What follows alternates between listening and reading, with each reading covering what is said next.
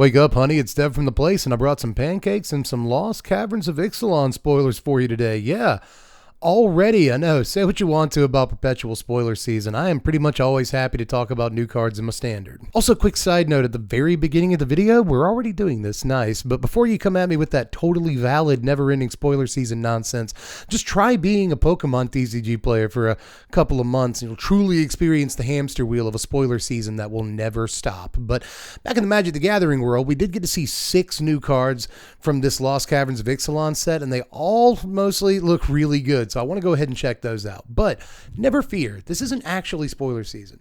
All of the stuff, oh, spoiler season never ends. First of all, you're correct, but also, this isn't technically spoiler season. The set doesn't come out until November 17th, and spoilers don't officially start until October the 24th. So this is just our first look, seeing some of the cards, mechanics, peoples, dinosaurs, blah, blah from the set, and a lot of it looks cool. So let's get into it. Let's kick things off with Watley. Watley's back. She's the Poet of Unity this time. She costs 3 mana, 2 and a green for a 2/3 legendary human warrior bard.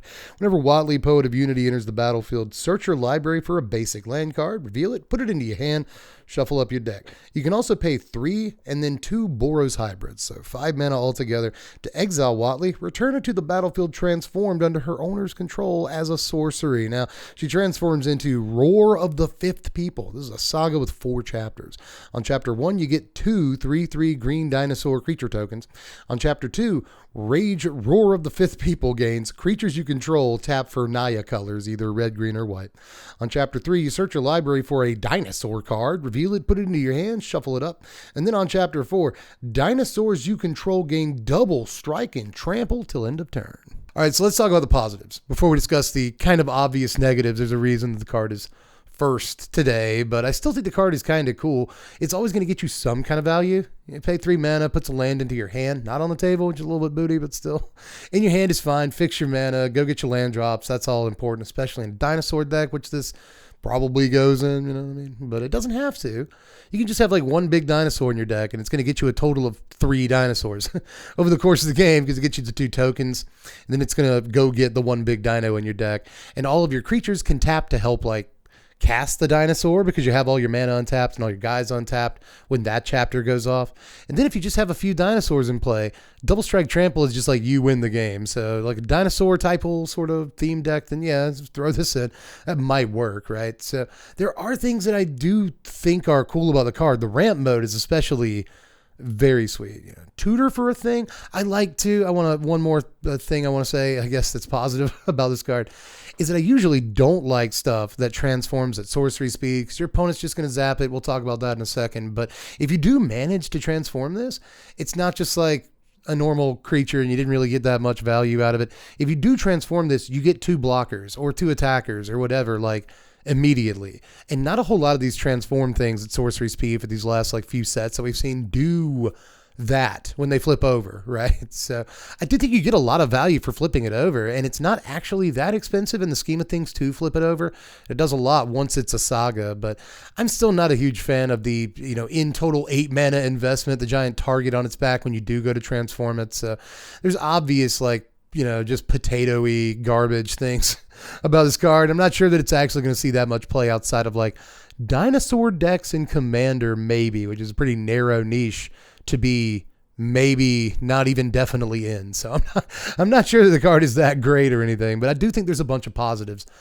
And if I was just going to sit here and discuss the obvious negatives, then I'd be like every other YouTuber, you know what I mean? I want to actually talk about what I like about these cards. And this one I don't think is going to see a ton of play, but maybe I'm wrong. Maybe when you flip it over, it just creates all the value. Once you get to chapter 4, you win the game, but you know, you played it on 3, you flipped it over on 5, so that's turn 5, assuming it's turn 5. And then you have to wait 4 more turns. You have to wait till like turn 8 or 9 to actually like have the 4th mode go off. I don't know. Stop discussing negatives. There's a bunch of them. I've made that pretty clear, but I think there are cool things about the card. Just a 3 mana 2/3 go get a land, and I can do like way more than that. Decent baseline. Let's move on to the Skull Spore Nexus here. This is funky art. This is 8 mana, 6 and 2 green for a legendary artifact, but don't worry, it costs X less to cast, where X is the greatest power among creatures you control. Whenever 1 or more non-token creatures you control die, create a green fungus dinosaur creature token with base power and toughness each equal to the total power of those creatures. You can pay 2 and tap it and double target creature's power until end of turn. Yeah, so when I first started reading this, I was like, are you about to be the Great Henge? But it's not. It's not the Great Henge. I don't even think this is anywhere near as good, but it's still a very sick card in Commander where I do think this is going to see a fair amount of play. But even in Standard, if you have like a 4 power guy in play, right? Suddenly this only costs 4 mana to play. That ain't bad, especially if you can get that 4 power guy on turn 3. And there's various ways in Standard of doing that. We have a couple of like actually pretty decent 3 mana 4/4s, Pelucranos and the guy with Toxic, whatever he's called.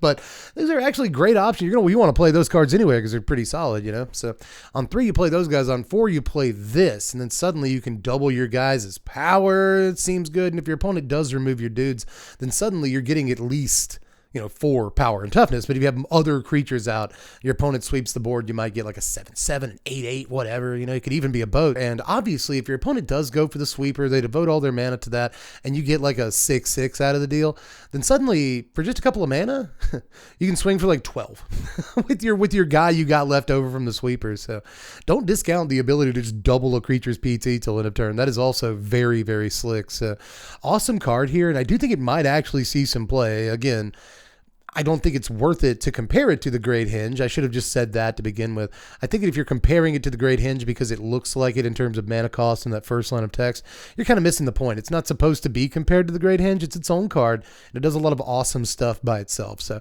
I kind of want to know if this is good enough to make green an actual color that people play in Standard. Green exists in Standard. Yeah, I know it's crazy, but it's there, and nobody really messes with it. But a thing like this might actually help make it worth it to play Forests again in Standard. Now here's the newest card that we have access to from the set. We didn't get it in the batch of spoilers from the other day, but it is on Mythic Spoiler, so I want to go ahead and show it to you.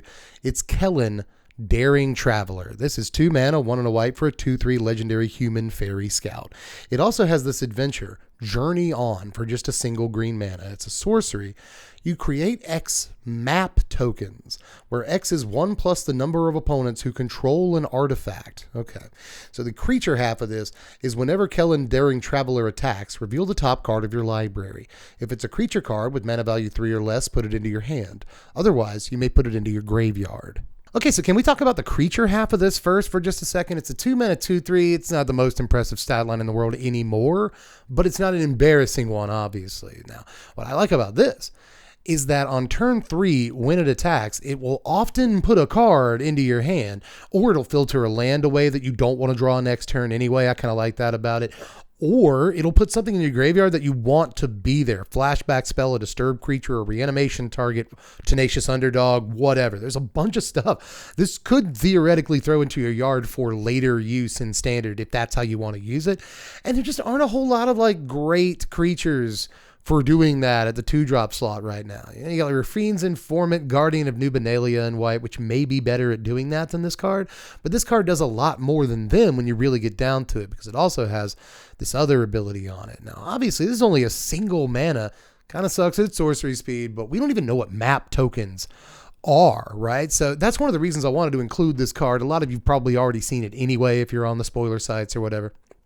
So I just wanted to speculate on what this might be. I mean, the obvious speculation is that treasure tokens pop for mana of any color, right? So map tokens probably pop to go and get a land from your deck somehow, right? They either go and put a land, like they tap, they sacrifice, they go get a land, they put it in your hand, or you pay mana, tap, sacrifice the map token, and you just put the land from your deck into play. Again, it's probably basic land only, if I had to guess on this, but a lot of speculation already sort of occurring on what these are. But I would probably venture to guess that it has something to do with tutoring up basic lands, probably to put them in your hand if I had to guess. But map tokens, probably great for like bargaining, right? We just saw bargain in this format, or anything that you might want to sacrifice tokens to. And there's a bunch of other stuff that's not bargain that you might want to sack tokens to. Right of Oblivion, blah, blah. So I do all around like the idea of getting another artifact token in Standard. However, part of me is like, another artifact token? We got blood tokens. There's technically a card that creates clue tokens in Standard. There's treasure tokens. There's food tokens. And now there's going to be map tokens. And it's like a little bit much. But at the same time, At the same time, there's a bunch of decks that could use this effect, especially in green-white, right? There's like the Teething Wormlet deck with Yotian Dissident that wants to play artifacts. So this could help a little bit, especially in a format where a lot of people are playing artifacts. And this is one of those formats. You know, people have treasure tokens and food tokens and stuff like that already. So I could see this kind of working out a little bit. It kind of depends on the format, but even if you can't really use the adventure half of it, the creature half is at least serviceable. So I don't hate this. I don't think it's amazing or anything. I'd give it like a 6.75, you know. It's like playable in some stuff, but not gonna like shock or break standard. But those are the cards I like the most. So cool thing, I kind of like him better than the last version of Kellen that we got to see. I was just going to let that hang. I was just going to just go on to the next one. What's the next card? But no, we got to saw. That's not English. No, we got to see them. We got to see the Kellans. Now we're about to move on to a sweet looking little legendary 3-drop here. But first, let me pull up my breeches. Sorry, this is Breeches. Eager Pillager. He costs 3 mana, 2 and a red for a 3/3 legendary goblin pirate with first strike. Whenever a pirate you control attacks, choose one that hasn't been chosen this turn. You can A, create a treasure token, B, target creature can't block this turn, or C, exile the top card of your library. You may play it this turn. I think this is probably very good. I'm not sure I should probably take the very off of that, honestly. Too much stank. It's just a good card, man. Honestly, first strike is always a better ability than we give it credit for. Really, especially on a 3-drop that wants to attack. First strike is always a very, very good ability. But note that this says whenever a pirate you control attacks. Now, we already have a couple of pirates in standard, believe it or not. We have like Talon's Messenger, I think it's called. This is a limited playable card. It's not very good. But we also have Zephyr Singer, and that is an actual good card. And actually, it kind of goes pretty well with this dude, with Breeches here. Because let's say, you know, I give a bunch of dudes flying with the Zephyr Singer, right? Because I convoked with them. And now I can swing in with all of my pirates, get all 3 of these triggers if I want to, because it knows that it's whenever 1 or more pirates attack. You can get all 3 of these triggers if 3 pirates attack, which is very, very cool. But, you know, if they all fly, then I can like use the second trigger to make sure that your 1 flyer can't block my guys. And, you know, it seems like a pretty slick thing. But the first, you know, the bookend abilities, the first and third abilities on this thing are actually very, very cool. Create a treasure token when the pirate swings is great. I shouldn't have to tell you that. And then obviously the like red draw a card ability, you know, the third mode on this, also super sick, especially if you're going to be doing your attacking first. You're a red deck, you probably are. So really, really cool thing here. Like every single mode does something cool. You can trigger all 3 modes the same turn, right? You can trigger a mode the turn this comes into play if you have a 2-drop pirate, and there's probably going to be plenty of those in the Ixalan set itself. So I kind of can't wait to play with this. I think there might be some really, really cool stuff like waiting for this to do in standard. Let's move on to another very cool looking red card. This is Oyer, Axonil, Deepest Might, and Temple of Power. They're the same card. Oyer is 4 mana, 2 and 2 red for a legendary god. It's a 4/4 trample. If a red source you control would deal an amount of non-combat damage less than Oyer's power to an opponent, that source deals damage equal to Oyer's power instead. Whenever Oyer dies, return it to the battlefield tapped and transformed under its owner's control. It'll transform into Temple of Power when it dies. It taps for a red, or you can pay 2 a red, tap it, transform Temple of Power. Activate only if red sources you control dealt 4 or more non-combat damage this turn, and only as a sorcery.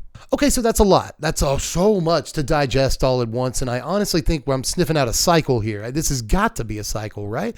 Just like legendary dudes that transform into lands when they die, that seems good, and this seems all right to me, dude. I think like any decently statted creature, you know, any efficiently costed creature that transforms into a land when it dies is going to be good. I just think that's a good concept in and of itself for a Magic card. So I like that a lot. You know, is your opponent going to remove this? If they do remove it, it becomes a land. Is that going to help you tremendously? Probably. So I really, really like that about this card. Just in and of itself, I think that's probably the most powerful thing, is the baseline thing that all the cards from this probable cycle are going to be able to do. So who knows if this is going to be one of the best ones in the cycle, one of the worst, I don't know, but it looks good to me just in a vacuum as a Magic card already. Go. This obviously goes really well with Stoke the Flames, right? Because you can like tap dudes to stoke the flames your opponent's face. That's 4 non-combat damage. And since you tap dudes rather than mana, you should have mana left to actually transform this back into Oyer, whatever his name is. I'm probably pronouncing it wrong, but still. I really like this. It turns your play with fires, once it's a creature, it turns your play with fires into 4 damage. It turns everything into a char. It turns your lightning strikes into chars.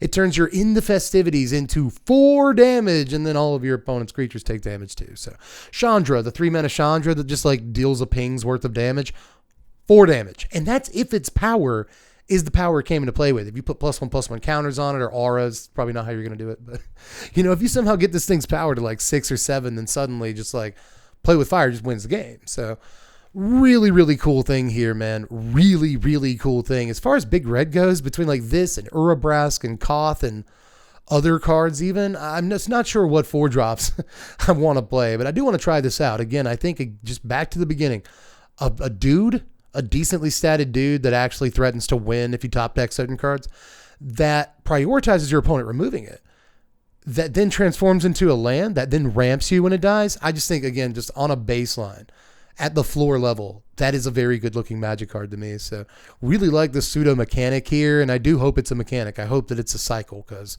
really awesome sort of design here, if nothing else. Then the final brand new card of the day, we got to see Galta. Let's go Stampede Tyrant, 8 mana, 5 and 3 green for a 12/12 legendary elder dinosaur with tramps. And when it enters the battlefield, put any number of creature cards from your hand onto the battlefield. When I first started reading this one, I was like, okay, you're 8 mana, you're 12/12. Are you a reanimation target, or is Atraxa, a tally, are they just better than you? It turns out it's not better. You just play in the same deck. If you can't get that Atraxa out of your hand, if you can't get the Atali out of your hand, but this is in your graveyard, if you are able to get this out of your hand, or, if you have all 3 in your hand, guess which one you're going to discard to reanimate later? Probably the Galta. I just feel like maybe a one of in any reanimator deck in standard right now, and there's like a billion of them. It's actually a pretty popular deck in standard at the moment. Cruelty of Gix, Atraxa, 28 other cards. So it just doesn't really matter what they are as long as they help you discard the Atraxa. So just reanimator decks are so popular, and I could see this being just a one of. I'll drop it in my yard. I will keep the Atali in my hand. I will keep the Atraxa in my hand. Thank you very much. And then I'll just reanimate this and throw all of the boys down. All the boys are back in town, just all at the same time. We're going to rumble. We're going to party, baby. So we're going to monster mash. It's going to be fun to like try and make this work, but is it a little win more? Is it a little much? Is it a little unnecessary in those same reanimator decks I'm talking about? Yeah, maybe. Yeah, probably even, but I've been playing reanimator for a long time. It's one of my favorite, archetypes in all of Magic. I've been doing it since like 1996, and I'm playing reanimating boys out of my yard, and sometimes even ladies. So I will say that there's lots of times where I've been able to discard a creature early, but I can't get rid of anything else. I can't find any of my like self-discard effects to get rid of this fat guy and this fat lady, and I really need to get them fat ladies in my yard. You know what I mean? So that happens like so often as a reanimator player. So there's other times in a lot of reanimator games where you can really only choose one of your fat people to discard at any given time. So is YouTube going to get me for saying fat people? I don't know. We'll see. I'm a fat YouTube. I'm a fat person. No body shaming. Just I like fat people. I want to get them into play. But in any case, sometimes you have to choose between which big creatures you want to throw into your yard and which ones are kind of relegated to rot in your hand for the rest of the game. Well, with Galta, it makes that choice like way easier for the reanimator deck. So I think there might be something there with this really, really cool card. Galta is always like probably playable, like maybe, except for Maverin and Galta. I guess when you introduce Maverin to the equation, you get like way worse. But still, Galta is always like right there on the edge, baby. And I think this one is barely going to make it in certain decks. Now, before we get out of here, I should show you the basic lands, which look like secret rare drops. All these do, but they're all really, really cool, man. Like, everyone, it's really hard to choose a favorite, but if I had to choose one, it would probably be this swamp. The swamp looks very, very cool. I also kind of like the forest for what it's worth, but that swamp though, but each and every one of these actually looks really, really cool. I'm not sure how great they're going to look in real life, and I'm not sure they're going to translate to looking like basics the way you want them to, but I still think that this is a really cool direction to go in for basic lands for the set. Matter of fact, while I've got you here and we're talking about cards, I might as well just briefly show you that we got some other basic lands from secret rare drop announcements over the weekend, and I just want to show these off because I think they're even cooler than the lands we just looked at, like these watercolor lands right here. Like, oh my goodness, like the mountain, the island, and the plains, dude. Like, I like all of these. I especially do like this forest, so I pretty much like every single one of these more or less equally, but they are absolutely gorgeous. But they're not even my favorite secret rare drop basic lands that we got to see over the weekend. Those are definitely these sort of MS-DOS pixel art aesthetic basic lands that you see on your screen right now. This like MS-DOS pixel art is literally one of my favorite aesthetics of all time, just period. Like, even outside of Magic, I just really, really like this overall aesthetic artwork made with this aesthetic. I am really, really, really into it. It's super nostalgic for me. So these are gorgeous to me. And again, it's the mountain and the island and the plains, man. Like, they're all beautiful. Don't get me wrong. The swamp, the forest. Yes. Do you see the sky on that forest? Do you see the flowers on the swamp? I am not putting them down, but that island is beautiful. The mountain, I really like the use of color on the mountain, and even more so on the plains. This might actually be, I haven't seen it in paper yet, but this might actually be one of the best looking plains I've ever seen in my life. Again, the use of color is just off the charts on this, and I want 20 copies of each of these basic lands, but I will never have that. I will just order one copy of each, and I'll be happy. I'm not even going to order the secret layer. I'll just wait for them to come out and go down, you know. But I do think that these lands are gorgeous, and I'm gushing about them more than anything else in the video. That's how cool I think they look. But that was it for the first look of Lost Caverns of Ixalan. Look, we still got plenty of Wilds of Eldraine standard to cover. We just talked about all the spiciest decks of the World Championships. Go check that one out. I really like that video because there's a lot of surprisingly spicy decks of the World Championships. But in case you haven't noticed, there's a World Championships going on. So soon we're going to be talking about like what won that, the top 8, probably, who knows. The patrons picked Black-White Tokens Reanimator, Black-White Tokens Reanimator for the next deck we're going to do. So there's a bunch of Wilds of Eldraine stuff to cover. Don't worry, there's a lot of this standard left. So subscribe to the channel if you haven't done it yet, if you liked my face. Even if you don't, just pump my numbers, subscribe. Like the video too for the same basic reasons. Check out the Twitch. We're going to be playing Magic on there this week. Check out the Patreon. It's $1 to get involved there. $1 a month is all it takes. You can vote on what decks and other content we do around here. So pretty good investment. Helps out the channel tremendously, and I need Patreon dollars to like help pay my rent and stuff. But we got one more thing to do, and that's pick the couch card of the day. That was a perfectly professionally suppressed burp. You have no idea how much effort that took. 8 years of being on YouTube. I wouldn't have been able to do it without the vast experience that I have. But anyway, let's see. I shouldn't be looking at these cards. Let's see what we pick up right here. What is this? Oh, this is a good card to just have lying on the couch. It's a Misty Rainforest. It's a Misty Rainforest. It's the blue-green fetch land. And it's just laying, it's just on the couch. So let's maybe sleeve that. Here's a sleeve. Here's one. Right here. I got to get to it. I'm shaking my monitor all around. I just pulled a Misty Rainforest off the couch. That's why are you on the couch? This is a real one. Let's put it here. In a sleeve. It's in a sleeve. Do you see that? Are you happy now? Probably not. What else is over here? Anyway, that's all I've got. I see a Bazaar of Baghdad, but that's fake. That's a Bazaar of Baghdad. Totally fake. But anyway, that's all we got for today. I hope you enjoyed the spoiler talk and all the stuff that we talked about that wasn't even about Magic. We just danced and giggled and played all night. So again, make sure you sub so we can do that more often. But aside from that, I guess I'm going to get out of here. Just let me know how you felt about everything down there in the comments. Any big interactions that I missed, let me know. Any big combos that win the game on turn 4 and I'm a doofus. Hey, hit me up with all that stuff down there in the comments. And aside from that, I'll catch you cats later. I'm Dev from the place. Thanks for watching, Wizards. Spread love and be kind.